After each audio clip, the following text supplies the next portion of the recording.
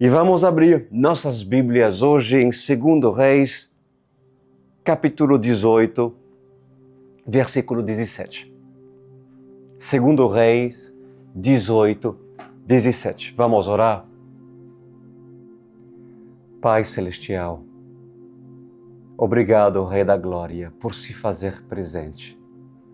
Obrigado, Senhor, por nos dar a graça de poder estar mais uma vez, mais um dia, nesse encontro de terça-feira, onde iremos lhe ouvir, onde teremos profecias tão precisas, tão profundas, tão belas para a sua noiva. Empresto os meus lábios para o Senhor falar através dos meus lábios. Peço, Senhor, que o Senhor possa amolecer o coração daqueles que estão endurecidos neste momento. E assim, mais uma vez, Senhor, obrigado por estar. Em nome de Jesus Cristo. Amém e amém. 2 Reis 18, 17 diz.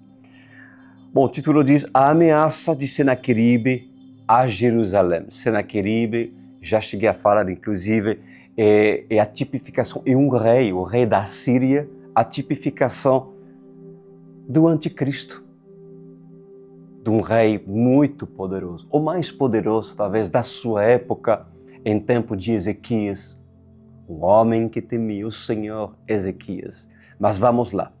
De Laquis, o rei da Síria enviou ao rei Ezequias em Jerusalém seu general, seu oficial principal e seu comandante de campo com um grande exército. Eles subiram a Jerusalém e pararam no aqueduto do açude superior, na estrada que leva ao campo do lavandeiro. Eles chamaram pelo rei e o administrador do palácio, Eliaquim, filho de Elquias, o secretário Sebna e o arquivista real Joá, filho de Asaf, foram ao seu encontro. O comandante do campo lhes disse: Digam isso a Ezequias. Assim diz o grande rei, o rei da Síria. Em que você baseia sua confiança? Você pensa que meras palavras já são estratégias e poderiam militar? Em que você está confiando para se rebelar contra mim? Você está confiando no Egito, aquele caniço quebrado que espeta e perfura a mão do homem que nele se apoia. Assim o faraó, rei de Egito, retribui a quem confia nele. Mas se vocês me disserem: estamos confiando no Senhor, o nosso Deus, não é Ele aquele cujos santuários e altares Ezequias removeu? Dizendo a Judá e Jerusalém: vocês devem adorar diante deste altar em Jerusalém? Aceite, pois, agora o desafio do meu Senhor, o rei da Assíria. Eu lhe darei 2.000 cavalos, se você tiver cavaleiro para eles. Como você pode derrotar o mais insignificante guerreiro do meu Senhor? Você confia no Egito para lhe dar carros de guerra e cavaleiros? Além disso, será que vim atacar e destruir esse local sem uma palavra da parte do Senhor? O próprio Senhor me diz que marchasse contra este país e o destruísse. Então Eliaquim, filho de Ilquias, Sebna e Joá, disseram ao comandante de campo: Por favor, fala com teus servos em aramaico, porque entendemos essa língua. Não fales em hebraico, pois assim o povo que está sobre os muros o entenderá. O comandante, porém, respondeu: será que meu senhor enviou-me para dizer essas coisas somente para o seu senhor e para você? E não para os que estão sentados no muro, que, como vocês, terão que comer suas próprias fezes e beber a própria urina? Então o comandante levantou-se e gritou em aramaico: ouçam a palavra do grande rei, o rei da Assíria. Assim diz o rei: não deixem que Ezequias os engane. Ele não poderá livrá-los de minha mão. Não deixem Ezequias convencê-los a confiar no Senhor, quando diz: com certeza, o Senhor nos livrará. Esta cidade não será entregue nas mãos do rei da Assíria. Não deem ouvidos a Ezequias. Assim diz o rei da Assíria: façam paz comigo e rendam-se.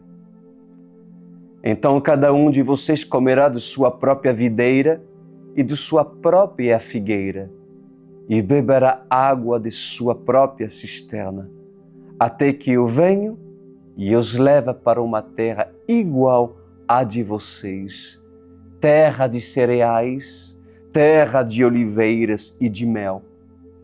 Escolhem a vida e não a morte. Não deem ouvidos a Ezequias, pois ele os está iludindo, quando diz: o Senhor nos livrará. Será que o Deus de alguma nação conseguiu livrar sua terra das mãos do rei da Assíria? Onde estão os deuses de Ramate e de Arpade? Aonde estão os deuses de Sefarvaim, de Ená e de Ivá? Acaso livraram Samaria das minhas mãos? Qual dentre todos os deuses dessas nações conseguiu livrar sua terra do meu poder? Como então o Senhor poderá livrar Jerusalém das minhas mãos? Mas o povo permaneceu calado e nada disse em resposta, pois o rei tinha ordenado: não lhe respondam. Então o administrador do palácio, Eliaquim, filho de Hilquias, o secretário Sebna e o arquivista real Joá, filho de Asaf, retornaram com as vestes rasgadas a Ezequias e lhe relataram o que o comandante de campo tinha dito. Ao ouvir o relato, o rei Ezequias rasgou as suas vestes, pôs roupas de luto e entrou no templo do Senhor. Amada igreja, quando tudo parece ser perdido, é onde Deus age. Quando é desafiador, é onde Deus mostra a coragem. Quando tudo parece ser duvidoso, é onde Deus mostra tudo com clareza. Pois aqueles que confiam no Senhor serão como os montes de Sião, que não se abalam e permanecem firmes para todo sempre. Pois eu vos digo por parte do Senhor: não tenha medo. Não tenha medo da morte. Porque até na morte, Deus tem propósito. Como assim, pastor Cris? É necessário ter morte para que haja vida. Então, não tenha medo da morte. Não tenha medo da doença, pois foi até mesmo a doença que o Senhor levou na cruz do Calvário, tirando-a de todos os homens, toda a enfermidade. E Ele é ainda capaz de tirar de todos os enfermos a enfermidade. Não tenha medo do seu adversário. Por mais grande que ele se apresenta, confie no Senhor. Pois assim diz o Senhor dos Exércitos. Estão ouvindo? Homens, preparem as suas vestes. Vistem-se com saco de estopa. Raspem as suas cabeças e coloquem o seu rosto no pó. Mulheres, cubram seus cabelos com véu e lance areia para cima das suas cabeças. E vocês, jovens, preparem os tambores e tamborins. Preparem toda sorte de instrumentos, porque assim diz o Senhor, eu estou com aqueles que me adoram em espírito e em verdade. Eu estou com aqueles que cantam louvores, que cantam adoração e confiam em meu nome plenamente. Eu estou com aqueles que me adoram em espírito e em verdade, em meio às adversidades, diz o Senhor. Eu sou aquele que perdoa os pecados daqueles que pecaram contra mim, mas que com coração arrependido transformaram suas atitudes pecaminosas, para um comportamento de santidade. Eu sou aquele que perdoa o pecado dos pais e as transgressões dos filhos. Eu sou o pai que cuida dos filhos quando há clamor, quando há louvor e quando há lágrimas. Para esses, toda lágrima é purificada, quando em cada lágrima escorridas, em cada rosto, há verdade, arrependimento e transformação. Pois eu sou o mesmo ontem, hoje e sempre, o Deus de Israel. Quem é Israel? É uma pergunta que o Senhor nos faz. Assim diz o Senhor. Quem é Israel? E quem são Jerusalém? Quem é Jerusalém?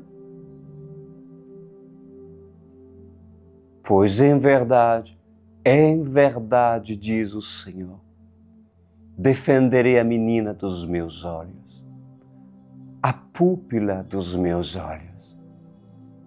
Defenderei Jerusalém, que habitará em Jerusalém. Defenderei a noiva, que com os vestes de santidade, com vestes santas e adornadas, se preparou por tanto tempo para o casamento comigo. Colocarei em sua mão uma aliança eterna, uma aliança infinita. Colocarei sandálias em seus pés, vestes novas e coroas de espinho. Colocarei sobre ele uma túnica e uma bela capa.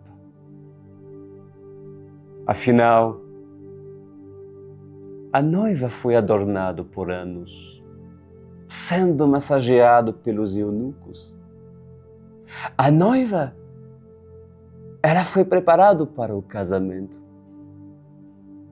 Ela não ficou no santuário apenas por ficar ou apenas por entrar. A noiva foi preparada, foi entregue a viver no santuário. A noiva comeu do santuário. A noiva bebeu do santuário. A noiva foi preparada pelos eunucos com mirra e toda sorte de unguento e nardo. Todas as espécies e azeites encontrados.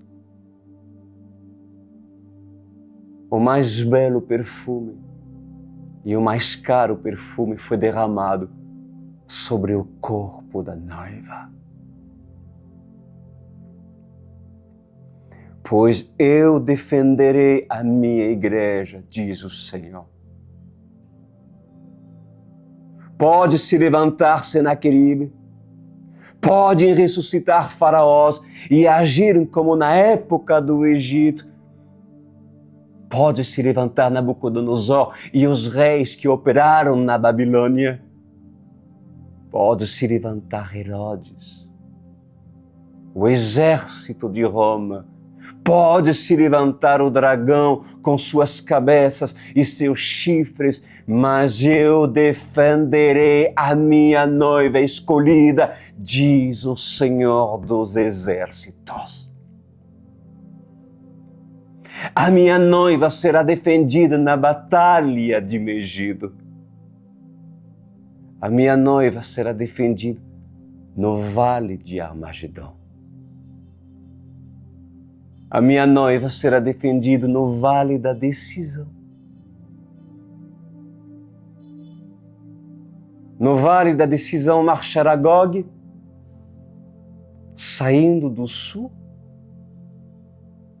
levando consigo milhares do seu exército, contabilizando um grande número. Do norte se levantará Magog, com multidões incontáveis do seu exército, impossível de se contar a olhos nus. Juntando tudo, o número de homens será tão grande que esses homens viajarão dias após dias até se encontrarem no vale da decisão. Milhares virão da China. Milhares virão da Índia, milhares virão do Paquistão, milhares virão da antiga Pérsia, do Iraque, milhares virão da Arábia e também do Egito. Senaqueribe convocará aqueles que moram do outro lado do Golã, diz o Senhor. Senaqueribe irá controlar aqueles que moram no Líbano e na África. Homens da Oceania e do Pacífico. Homens da Europa, da antiga Europa e da atual Europa, das cidades velhas e das cidades modernas. Homens das nações encontrados por marinheiros e caravelas, diz o Senhor. Quais foram as nações encontradas por marinheiros e caravelas? Quais? A Espanha colonizou muitas nações. Portugal, outras tantas. O que dizer da França? Várias mais. E a Inglaterra, igualmente, muitas nações a Inglaterra conquistou. Pois homens que navegaram pelo Oceano Atlântico, pelo Oceano Pacífico e Índico, foram homens que navegaram por mares. Homens que entraram com seus navios em rios, colonizando o ouro e a madeira. e determinando: essa é nossa terra. Por acaso, não foi assim com a América? Não foi assim com o Brasil? Quando o rei de Portugal entrou nas terras brasileiras e extraiu dessas terras a madeira, o pau-brasil, o ouro e o diamante? Pois escutam bem o que o Senhor continua a falar nessa noite. Todas essas nações se agruparão a favor de Gog e Magog. Cada nação mandará um número dos seus soldados. Cada nação mandará um número de guerreiros. Cada nação mandará carros de guerra. Cada nação mandará cavaleiros, arqueiros e escudeiros. Em outras palavras, cada nação mandará parte do seu exército. Seus aviões, suas bombas, seus soldados, seus tanques e suas armas para a batalha de Armagedon, no Vale da Decisão. Senaqueribe se apresentará com um grande exército chamado Exército de Gog e Magog. Senaqueribe apresentará insultos. Ele será o líder que governará todo o exército e todas as nações. Senaqueribe terá aliados ao seu lado e o seu aliado terá consigo a religião. Senaqueribe terá ao seu lado aquele que batalhou contra Miguel, diz o Senhor. Aquele que batalhou contra os anjos. Senaqueribe amedrontará a igreja, a noiva de Cristo. E nessa batalha, aqueles que estão em Jerusalém não devem dizer nada. Não falar em hebraico e nenhum som deve sair dos seus lábios. O que isso significa? Significa que a noiva não deve agir por força. Significa que não deve colocar as mãos nas armas terrestres. Significa que não deve vestir as armaduras de Saul. Significa que deve apenas falar a língua de todas as congregações.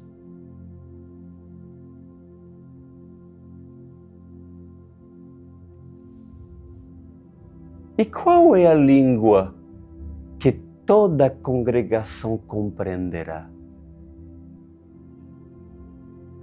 A língua dos anjos e dos homens.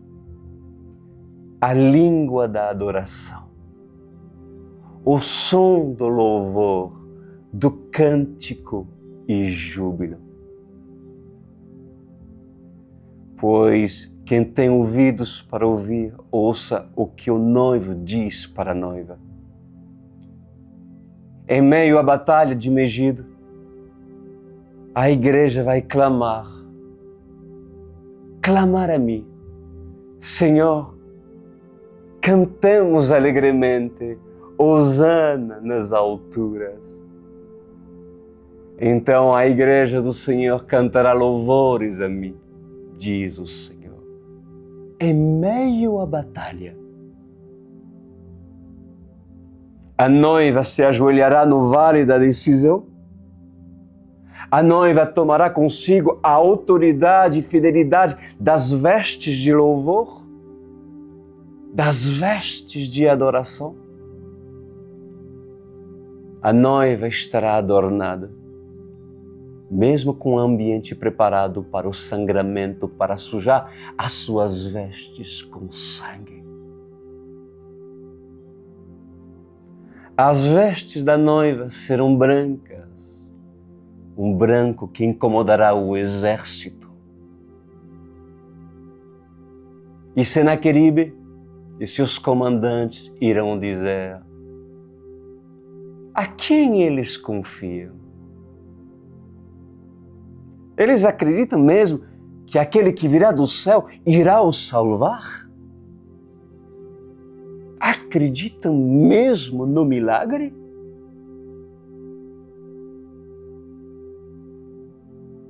Senaqueribe sabe muito bem quem irá para batalhar. Mas aqueles que estão do lado dele, os homens que fazem parte do seu exército, enganados estarão. Porque olharão para o céu e dirão: pela nossa liberdade, pela nossa família, pelo nosso povo, pela nossa nação e pelo nosso planeta. E quando tudo parecer estar perdido, assim como um homem no leito do hospital, desenganado pelos médicos, quando o médico diz: não há mais saída, você vai morrer, não há mais cura, é só esperar as horas para que nós venhamos aqui no seu quarto e desliguemos os seus aparelhos. Quando tudo parecer estar perdido, então a cura virá. O homem levantará da sua cama e se assentará na cabeceira da cama e irá dizer: estou bem. Pode chamar o médico e as enfermeiras? Tem comida? Tem sopa? Com que podemos nos alimentar? Como estão os meus parentes, os meus filhos e os meus netos? Como estão aqueles da minha casa? Esse homem vai surpreender. Os médicos vão dizer palavras cujo nunca poderão justificar o que o Eterno irá fazer. Os médicos vão fazer todos os exames e não encontrarão a causa da morte terminal. É como se tudo fosse restaurado na vida do homem enfermo. As células começam a serem restauradas, as médulas e todos os órgãos começam a serem restaurados, aquilo que estava fraco começa a se fortalecer e o homem se levanta da cama, porque o milagre acontecerá no quarto do hospital do homem desenganado pelos médicos. Pois assim mesmo será na batalha de Megido, quando a noiva olhará e verá o grande exército do faraó e dirá: Moisés, não temos para onde ir. Moisés, vamos todos perecer. O mar não vai se abrir. Mas Moisés estará com as mãos erguidas, com mãos levantadas. E aquele que representar Moisés e Josué nesse dia, clamará-me, ó Senhor, e eu lhe responderei: eis-me aqui. Eu vou repetir: aqueles que representaram Moisés e Josué naquele dia, do dia da decisão, do vale da decisão, clamarão a mim, diz o Senhor, e eu lhes responderei: eis-me aqui. Virei do céu, das nuvens, com o meu grande exército. E assim como nos dias de Senaqueribe, os meus anjos batalharão, diz o Senhor.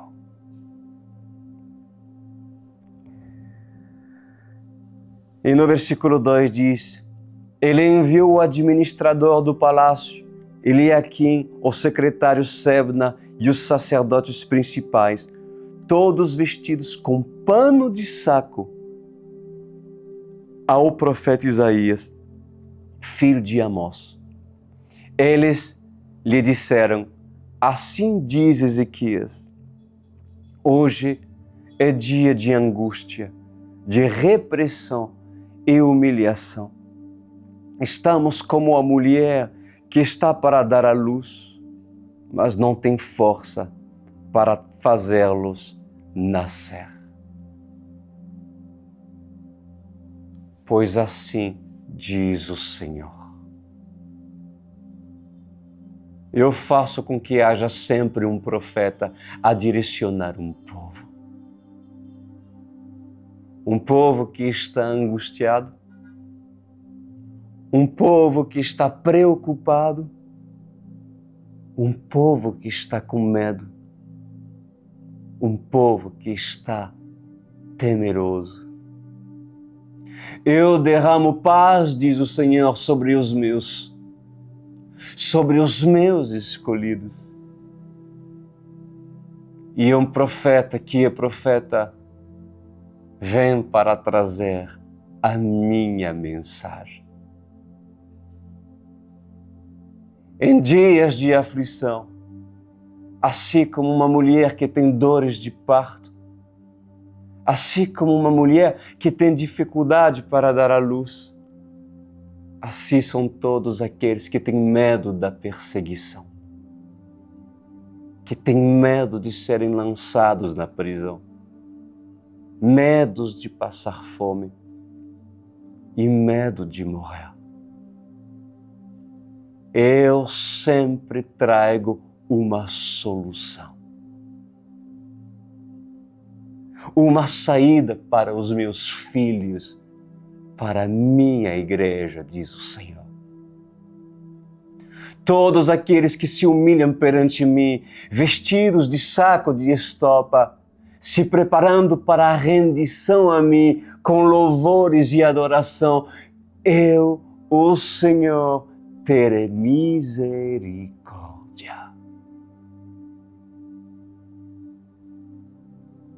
Quando eu encontro homens e mulheres com coração quebrantado, quando eu encontro um povo determinado a suplicar pela minha presença, a suplicar pelo meu favor, a suplicar pela minha misericórdia, eu inclino os meus ouvidos para ouvir o clamor do meu povo.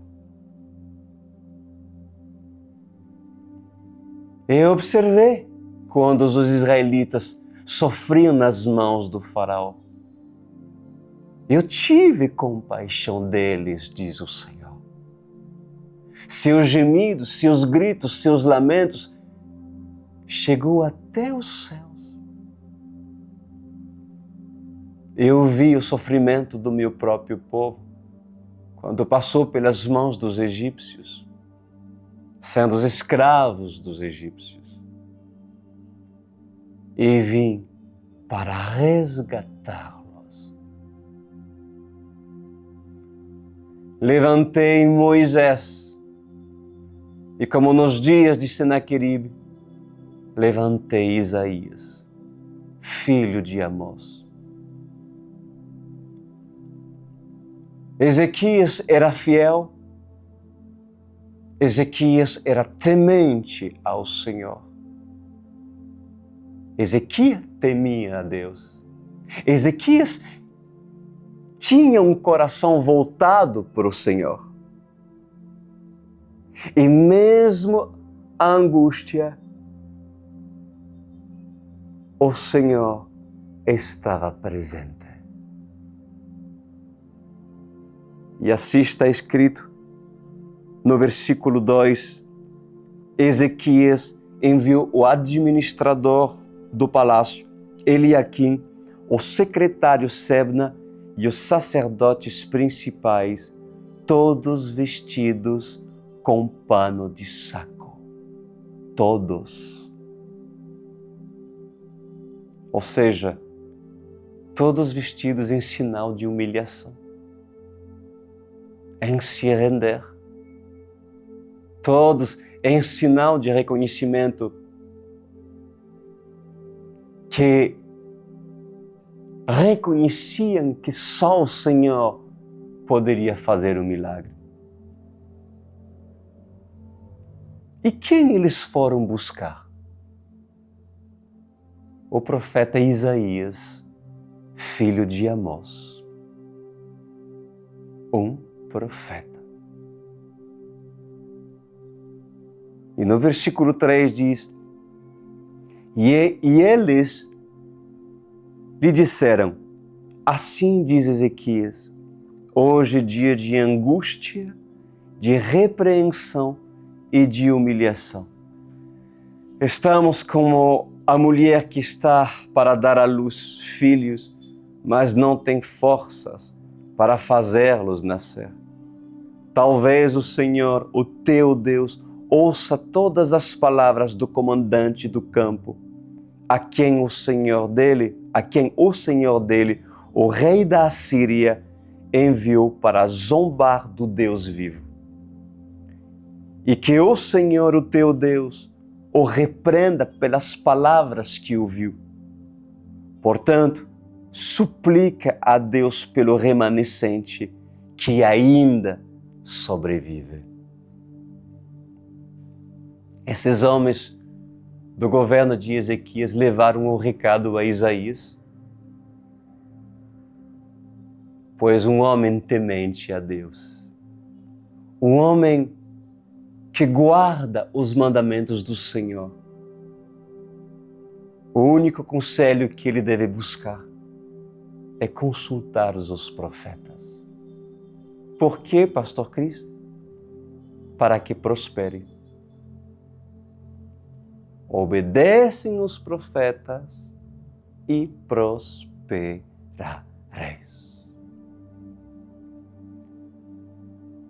Busquem orientações em profetas verdadeiros. Se devem ir para a batalha ou ficar em sua cidade e cidadelas. Mas como é importante, como é necessário estarmos num lugar onde há profetas verdadeiros que foram colocados à prova. Porque há meios, há métodos para colocar um profeta de verdade e aqueles que não são. Eu não me canso de ter ensinado a todos vocês em poder e em saber identificar os falsos profetas. Eu fui muito vítima no passado, mas muito vítima de falsas profecias. Principalmente no início, porque pensava que todo mundo era, sendo evangélico, todo mundo era santo, todo mundo era bom, todo mundo queria de Jesus e Jesus te ama por aí, Deus tem uma obra para ti. Enfim, era viver numa concepção de um ideal, sendo que me deparei perante outra religião. Certamente mais perto do que todas as falsas religiões, mas não deixa de ser uma religião, o sistema da igreja evangélica.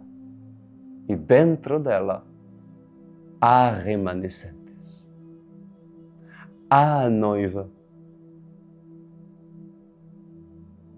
Mas a noiva reconhecerá. A profetisa de Mateus 25 que grita: ali vem o esposo. E quem de verdade é noiva, ela vai acordar da sua sonolência. Afinal, terá na sua lâmpada azeite suficiente para iluminar o seu caminho e poder encontrar-se com o seu amado. O Senhor falou nessa noite com sua noiva. Não temes, noiva de Cristo. Não se amedronta perante Senaqueribe, perante sua intimidação. Ele sabe muito bem intimidar. Que haja vida, que haja morte, para nós é lucro. Mas o que eu sei é das promessas que o Senhor falou para nós nessa noite. Mantenha-se firme até o fim. Porque a vantagem que nós temos daqueles que negam as Escrituras é que nós conhecemos o final da história. É muito mais fácil, não é? Lutar, batalhar, permanecer por uma causa nobre, cujo sabemos e conhecemos o final do livro. Jesus voltará para essa geração, para tua e minha geração. Pai amado, não temos palavras, Senhor, para lhe agradecer por tudo aquilo que hoje o Senhor falou. Senhor, que jamais possamos esquecer e que possamos nos lembrar cada vez em que precisaremos recorrer a esse tipo de palavra para nos lembrar que o Senhor é com sua noiva, que o Senhor defenderá a menina dos seus olhos. Yeshua, o Senhor é a nossa fortaleza. O Senhor é o pão que nos alimenta. O Senhor é a nossa esperança. O Senhor é aquele que nós esperamos. Aleluia. Obrigado por sua palavra. Amém e amém. Queridos, venha fazer parte dessa Jerusalém. Não fique fora de Jerusalém. Ou seja, não fique fora do contexto de uma igreja levantada pelo Senhor nesses últimos dias, pois estamos prestes, sim, a vivenciar todas essas palavras proféticas que nos foram faladas nessa noite. Mas é necessário que a noiva que é noiva se prepare, é necessário que a noiva que é noiva esteja com sua lâmpada acesa. E entendem e ouça quando a profetisa de Mateus 25 grita: ali vem o esposo. E hoje, mais uma vez, a profetisa de Mateus 25 gritou. Tomara que muitos de vocês acordaram da sua sonolência. Faça a tua parte desse ministério. Veja aí o que recorde aqui apresentado. Você pode aproximar seu celular e diretamente irás acessar ao cadastro coloca bem, né, nas respostas o teu e-mail, o teu telefone, para que entremos em contato. Se de repente tu prefere, pode entrar no nosso site, o site da OSI, que é Igreja OSI, certamente já deve estar escrito Igreja OSI, e ali, você poderá conhecer inclusive mais sobre o ministério. Se você tem alguma dúvida sobre igreja online, é ou não é, o que eu faço, mas eu sou de uma igreja física, não seja religioso, não seja religiosa, não coloca Deus numa caixa de sabão, não coloca o Senhor num lugar limitado. Ele é o soberano e tem pressa de resgatar essa geração e agrupar a sua noiva. Então, sim, é necessário que seja levantada uma igreja online para que o grito da profetisa de Mateus 25, que grita, aí vem o esposo, seja ouvido de todos. Alguém tem ouvidos para ouvir? Então não se limite em dizer, Deus só opera assim. Essa igreja online é a igreja levantada por Deus. Então faça a tua parte.